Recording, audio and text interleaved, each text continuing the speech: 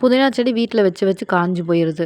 சரி இந்த டைமாவது வைக்கலான்னு சொல்லிட்டு, புதினா கிளீன் பண்ணிட்டு வேற போட்டிருந்தாங்க. நான் வேர் காஞ்சு போயிருதே நம்ம நட்டு வைக்கிறதுக்குள்ளேன்னு சொல்லிட்டு, வேற தூக்கி ஒரு பக்கெட்ல போட்டு தண்ணி ஊத்தி வச்சிருந்தேன்.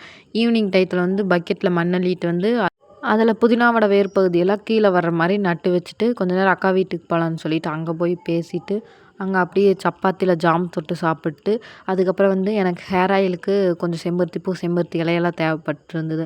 அதெல்லாம் பிடுங்கிட்டு வீட்டுக்கு வந்துட்டேன்.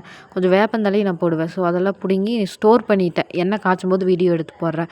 ஆஃப்டர் லாங் கேப்க்கு அப்புறம் மாங்காய் கிடச்சது. ரொம்ப சந்தோஷமா மாங்காயில உப்பு மிளகுடி தூவி சாப்பிட்டு, நைட்டுக்கு டின்னர் என்னன்னா, தக்காளி சந்தைக்கு தேவையான இன்கிரீடியன்ட்ஸ் எல்லாமே அரிஞ்சு வச்சுட்டு, ஆல்ரெடி தக்காளிய அரைச்சு ஊத்தி சந்தையில வச்சிருந்தோம். அதுக்கப்புறம் கொஞ்ச நேரம் நாதஸ்வரம் சீரியல் பார்த்துட்டு, சந்தைய சாப்பிட்டு அப்படியே உட்காந்துருந்தேன். வெளியில மூன் பார்க்கறக்கு அவ்வளோ அழகா இருந்தது. யாரெல்லாம் வந்து இன்னைக்கு இந்த மூன் பார்த்தீங்கன்னு மறக்காம கமெண்ட்ல சொல்லுங்க.